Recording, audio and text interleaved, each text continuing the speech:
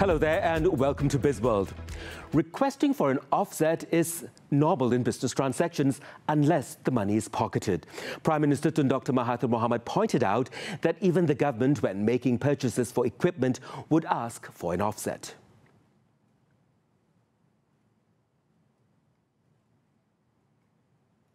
Sama ada kita anggap offset itu sebagai bribery or not, that is up to you lah.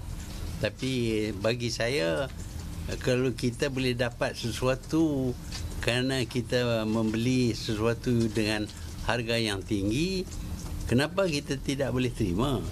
Jadi kalau duit yang kita dapat itu masuk poket kita, itu rasuah lah.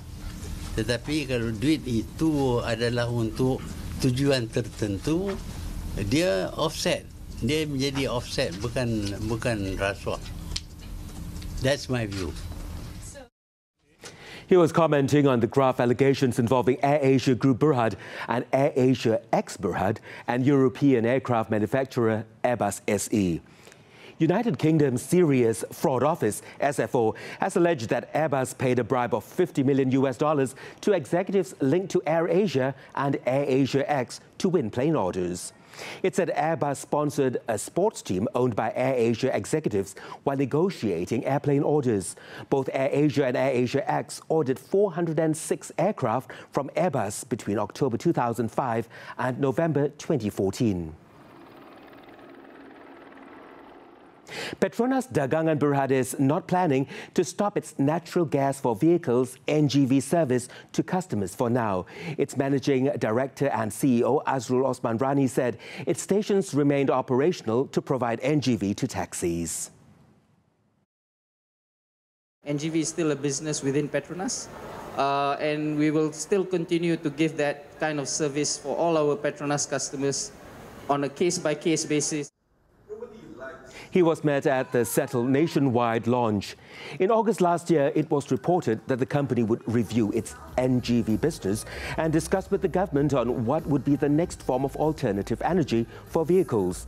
Petronas Dagangan was quoted as saying a demand reduction of between 15% and 20% yearly led the company to relook at the business.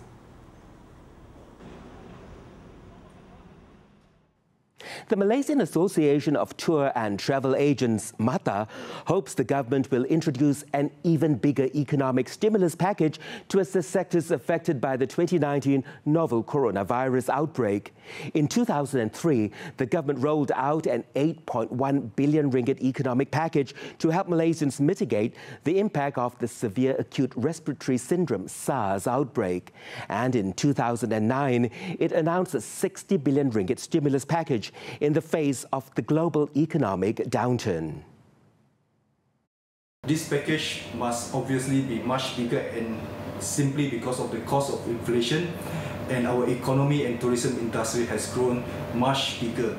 In 2003, we recorded 10.58 million foreign tourists and earned ringgit Malaysia 21.3 billion tourism receipts. For 2020, we are targeting 30 million tourists with 100 million tourism receipts. So obviously we expect this stimulus package to be much bigger.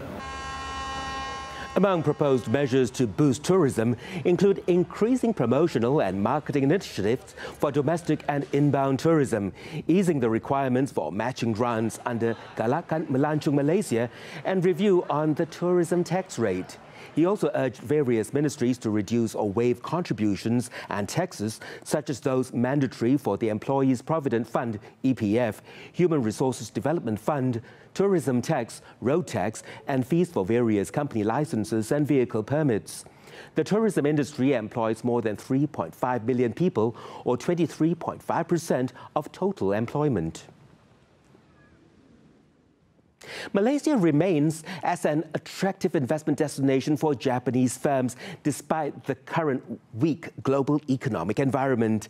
The Vice President of the Japanese Chamber of Trade and Industry, JACTIM, Daiichi Kojima, in a statement said the business cost is still affordable here and the country has a good geographical location for trade movement. He, however, pointed out that Malaysia's business cost is becoming slightly higher than other ASEAN countries which are trying to reduce their corporate tax.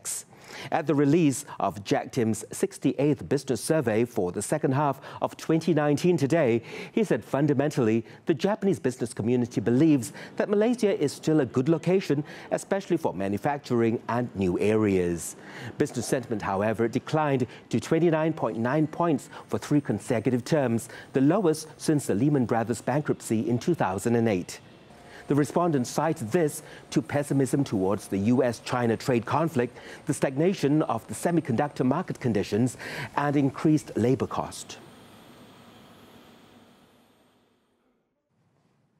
And that's all the time we have for Bizworld this time around. I'm Brandon Wong. Thank you for investing your time with us.